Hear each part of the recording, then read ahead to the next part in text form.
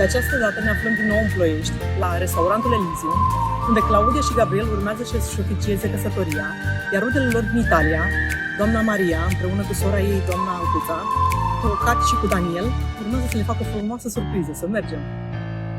Până și ceasul s-a blocat, a intrat în perete. Când apărem noi rătăciți, gonim pe trepte, știu că ne pasă. Bună ziua! Bună ziua!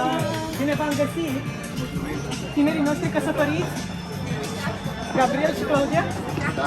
Gabriel și Claudia. Bine v-am găsit! Casă de piatră! Avem o surpriză specială din partea noastră, echipa o surpriză la domiciliul Ploiești. Nici din partea cui este?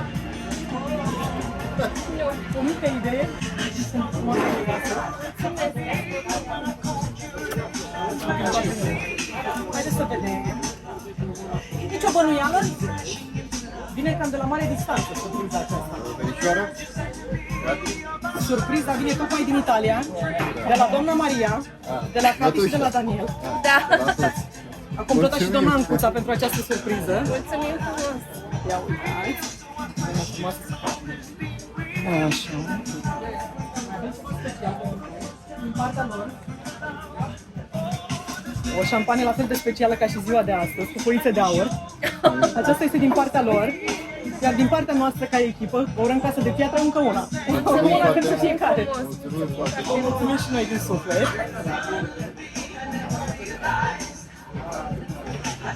Am și un mesaj special pentru voi din partea românilor. Doamna Maria a ținut expres să vă surprindă această frumoasă zi. Și așa, o felicitare exact cu specificul Italiei. Dar, dragă Gabriel și Claudia, în cea mai frumoasă zi din viața voastră, suntem alături de voi cu inima și cu gândul și vă urăm numai fericire și bucurie. Să vă iubiți mereu în această zi minunată și să aveți o viață plină de împliniri împreună.